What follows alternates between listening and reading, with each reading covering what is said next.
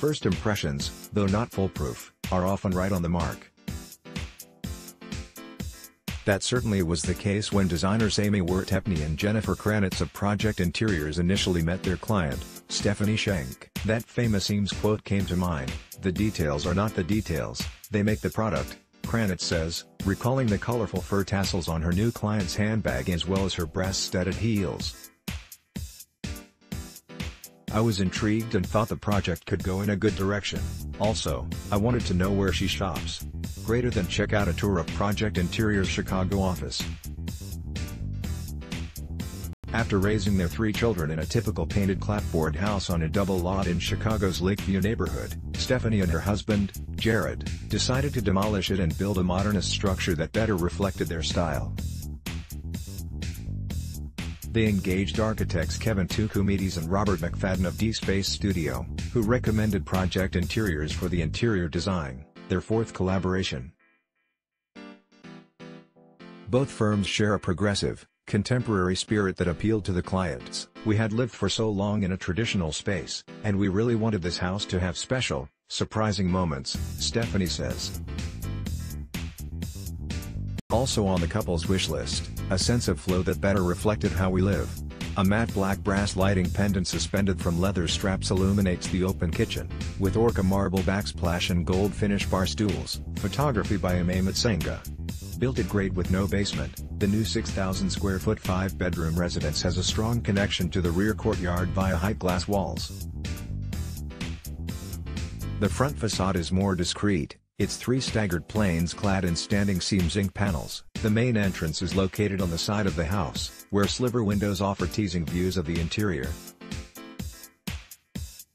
"We created a curated path from the front gate through the garden to the entrance, which isn't visible from the street," McFadden says. "As you proceed, the structure opens up and your perspective of it changes. A dramatic 9-foot-tall glass door grants entry to a soaring foyer that flows into a double-height living area. Flooring throughout the main level, including the courtyard, is concrete, scored with angled lines to create a trapezoidal motif. The pattern generates energy," Tukumides says. Viewed from the second-floor deck, the courtyard side of the house has beveled apertures shaded with épais louvers. Photography by Tony Slurry. Energy is certainly a hallmark of the project. In the open kitchen, for instance, the clients opted for a graphic orca marble backsplash over a more subdued option. The veiny black and white Brazilian stone, which also fronts the vent hood and tops the breakfast nook table, pops against the white lacquered cabinetry with bronze reveal. The Schenks welcomed big moves and never played it safe, Wertepny reports, as evidenced by their contemporary art collection, which includes vibrant pieces by Beverly Fishman, Sarah Applebaum, and Alexa Hrachowski. The clients are also unafraid of color.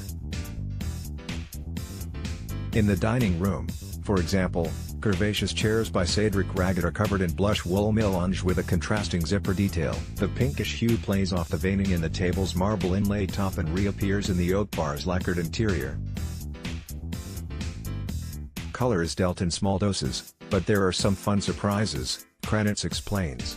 The dining room seats 6 on wool-upholstered Cedric Raggett chairs and more on a mohair-covered custom bench. Above it is a painted fabric triptych by Gina Doro. Photography by Gianni Franchellicci. The palette is echoed in the second-floor library overlooking the living area.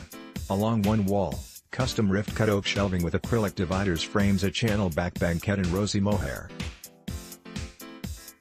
Suspended from the ceiling, a sculpture of brass geometric shapes cascades through a cutout in the floor down into the piano gallery below. We wanted to both honor and highlight dSpace's ingenious use of negative space, Wertepny says. Brass threads throughout the interior. In the master suite, thin bands of the metal are laid into the dark stained oak headboard wall, in an angled pattern that mimics the street facade's step-backs, and the bathroom's porcelain tile floor. Brass panels also line the tub niche, reflecting the sunshine that spills in through the skylight above. This house keeps unfolding, Kranitz says. What's fun is the discovery. The folded steel staircase connecting floors 2 and 3 is visible from the double-height living area, animated with artworks by Marlon Portales Cusit and Vladimir Leon Sagals. Photography by Tony Slurry. The master suite boasts a double-sided fireplace that can also be enjoyed from the adjacent Ipe deck, outfitted with a hot tub, built-in seating, and an entertainment system. The indoor-outdoor experience here is truly extraordinary given the city location, Tukumides says. Indeed, the glass walls of dining room, living area, and breakfast nook glide open to the courtyard, a lush space, planted with hakone and other ornamental grasses, that boasts a covered outdoor kitchen and a pergola with integral sofas surrounding a concrete fire table, slab-on-grade construction, which positions living areas and courtyard at exactly the same level, further promotes the easy rapport between the spaces.